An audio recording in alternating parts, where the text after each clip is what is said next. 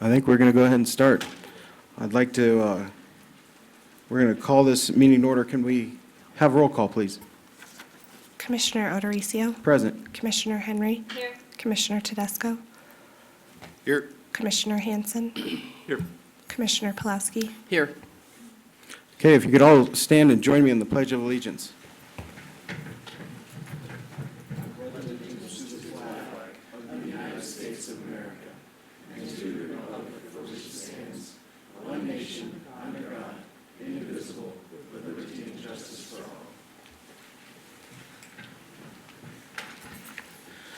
Okay, do I have a motion to approve the agenda?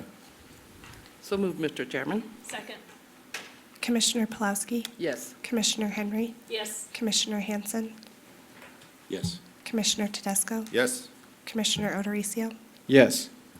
Moving along to awards and presentations. We begin this morning by recognizing January as the National Radon Action Month. If you're not familiar with this serious health threat that is odorless, colorless gas can impose to you and your family, this is a great opportunity to learn. Our community partners from Tri-County Health are here with more information. Will Brian Havlicek please step down to the podium? And at this point, we're going to ask my colleague Jan Pulaski to read the proclamation. Morning. Adams County is proud to, no, I don't think I do that. I'm going to do the proclamation. Okay, National Radon Action Month, January 1 to 31, 2016. Whereas radon is an invisible, odorless, radioactive gas that threatens the health of our citizens and their families, and whereas radon is likely the leading environmental cause of cancer mortality in the U.S. and the 8th leading cause of cancer mortality overall, and whereas the Colorado Rocky Mountain region has been ranked Zone 1 and area with the highest radon potential possible by the U.S. Environmental Protection Agency, and whereas Colorado residential radon data has shown 50% of Colorado homes tested as being at or above the U.S. Environmental Protection Agency radon action level of 4.0 PCI/L picocaries per liter of air, and whereas any home in Adams County may have elevated levels of radon even if homes in the same neighborhood do not, and whereas testing for radon is simple and inexpensive, and whereas identified radon problems can be fixed, and whereas Tri-County Health Department and the Colorado Department of Public Health and Environment and the U.S. Environmental Protection Agency and the American Lung Association are supporting efforts to encourage Americans to test their homes for radon, have elevated levels of radon reduced, and have new homes built with radon-resistant features. Now, therefore, be it resolved that the Board of County Commissioners of the County of Adams, State of Colorado, does hereby proclaim January 1 to the 31st, 2016 as National Radon Action Month in Adams County. Okay. Mr. Havlicek, would you like to make a few statements? Yes, thank you. My name is Brian Havlicek. I'm the Environmental Health Director for Tri-County Health Department. And on behalf of Tri-County, I want to thank Adams County for supporting National Radon Action Month and helping to promote awareness around the health risks that radon poses, which can be reduced easily and cost-effectively by testing and taking necessary action. Tri-County is working with other local health departments in the region on a radon grant to promote adoption and implementation of consistent, systematic, evidence-based methods to reduce radon exposure, and also to guide, support, and encourage stakeholders and local policymakers to adopt local and regional policies that lead to widespread and more consistent use of best practices in radon testing, mitigation, and new home construction. We look forward to working with Adams County in the future on future policy development. Thank you, sir. Adams County is proud to contribute more than $15,000 to the Healthy Homes program and the great work that Tri-County Health is doing to raise awareness about the danger of radon that it creates in our families for our families in this county. When we think about the impact that radon can potentially have, it's hard to measure how many lives that your work has saved or improved. But please understand that this board and our residents are grateful that Tri-County Health and your staff We're very grateful for Tri-County Health and the staff who work on this program, so thank you. Great. Thank you very much.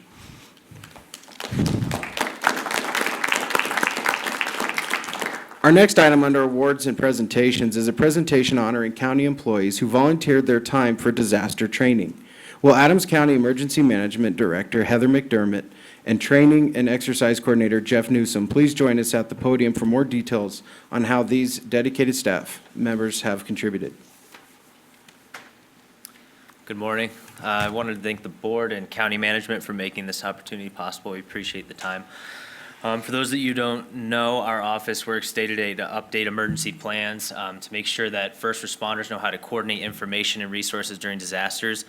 During a disaster, we set up the Emergency Operations Center. That's staffed with our office, which is comprised of about 3 people.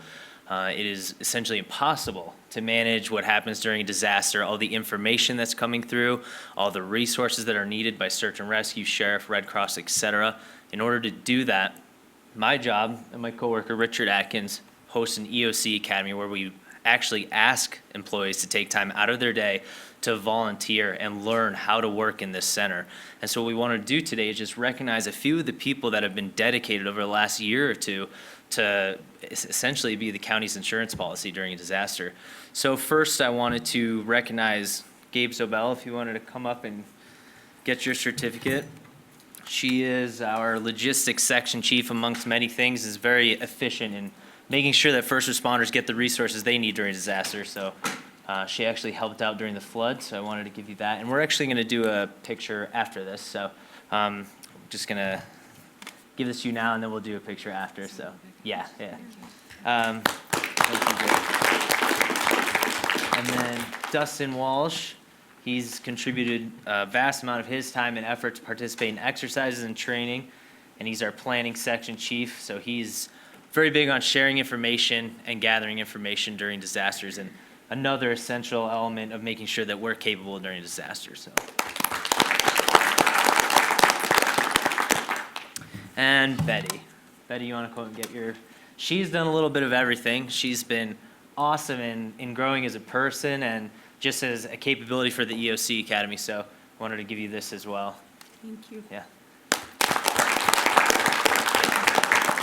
And just something to acknowledge, these 3 are receiving awards today because they've attended the EOC Basic and the Advanced Academy, meaning they've taken the extra mile to learn about how to best serve, not just as somebody with good skills, but with good psychological and behavioral capability, dealing with stress and things like that during disaster. But those that are on their way, I want to recognize Ian Cortez. He is also on his way to essentially being at that level, as well as Alma and Claire. So recognize all them as well. I don't know, commissioners, if you have any questions or any comments for these people. If not. I'd like to say that I appreciate all the hard work that you're doing, especially in your department, and with all of our employees that are participating in this. And my only hope is that we never have to utilize your services. So Yeah. thank you very much for all you do. Thanks. Great, thank Appreciate you. it. Thank you very much. Yeah, if we could, yeah. We're going to do go ahead. Todd, did you want to say something? Or? Well, one, I think it's outstanding that we have volunteers that are willing to do this. I think that's really great from a staff standpoint. I do think it'd be great if the commission would be open to having a quick picture with the 3 individuals that got the rewards today. That'd be great. Thank you. We'll come on down. Thank you. Thank you. Change plans. Yeah, stand up there, yeah. You look fine up there. Steve can stay there. Yeah, and then we'll all come down here, sure. And a He's county gonna photo management, if you bomb. guys want to be in the picture, no? Okay. Well, they do, just not that.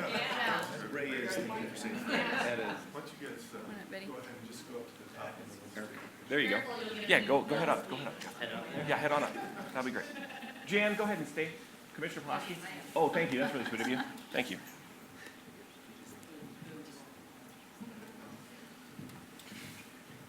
This actually works out pretty well. Come on, guys, let's get close. Hug it up, hug it up. Come on, hug it up. half of you need to go on that other side.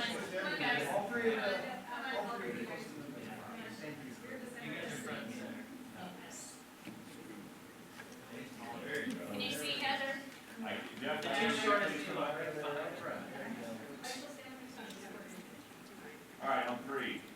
1, 2, 3. Perfect. Thank you very much. Thank you.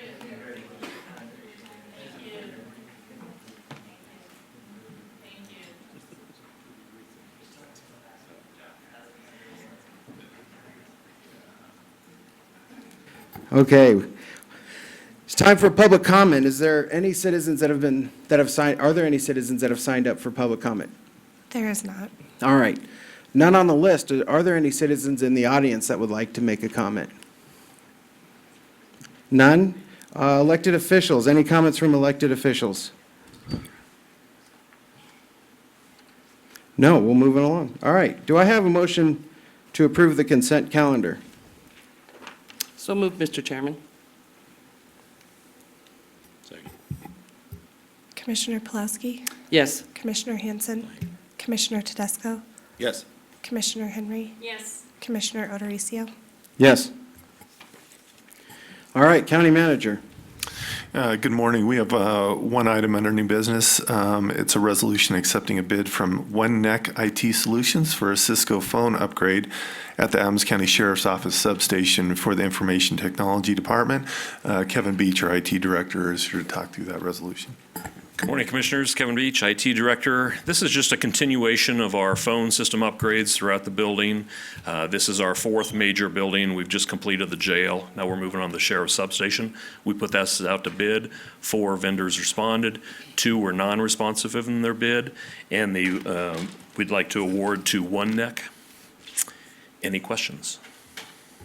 Any questions from the commission? Commissioner Tedesco. So we're doing this building by building, and are we using different vendors for each building? Is that So what far, I'm- this One Neck has won each bid. So it's not a mix of services between Same different- hardware, same vendor. And can I ask the reasoning why we didn't do it as a whole? All the buildings together at once? Rollout and budget. Excuse me, it takes about 6 months to complete the project. We go in there and replace the switches and the routers and the phones. To do it, it's just timing. We've completed 4. After this one, we have about 14 buildings left. 10 of those are small, but the Justice Center will be large, the District Attorney building. So just timing. It just seems a little odd for me that we couldn't have done it as a whole project, all-inclusive, and phased in which buildings we do in certain times. I mean, I understand with the budget, but the budget is approved, and if it's a necessity throughout the Sure. county that we're doing, I just hate to get into a scenario where we're using different products and then they're not compatible with each other later on. It's always the same products. We're always using Cisco VoIP phones. I'm sorry, voice over internet. So it's always the same hardware. I guess one comment would be pricing. So if it's a 4-year deployment, in the 3rd and 4th year, prices vary. Models change as well, but the models are interoperable. Any other questions from the other commissioners? The only comment I have is I think Commissioner Tedesco kind of hit the nail on the head, is are there opportunities for cost savings if we were to put these all together? It's state bid pricing, so it's not volume. No, is a short answer. Okay. Are there any comments from the public or questions from the public? None? Okay. Do I have a motion? Mr. Chairman, I'd move a resolution accepting a bid from One Neck IT Solutions for Cisco phone upgrade at the Adams County Sheriff's Office substation for the Information Technology Department.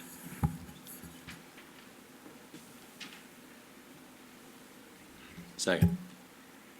Commissioner Pulaski, Yes. Commissioner Hanson, Aye. Commissioner Tedesco, Yes. Commissioner Henry, Yes. Commissioner Odorizio. Yes. Okay. Anything else, County Manager?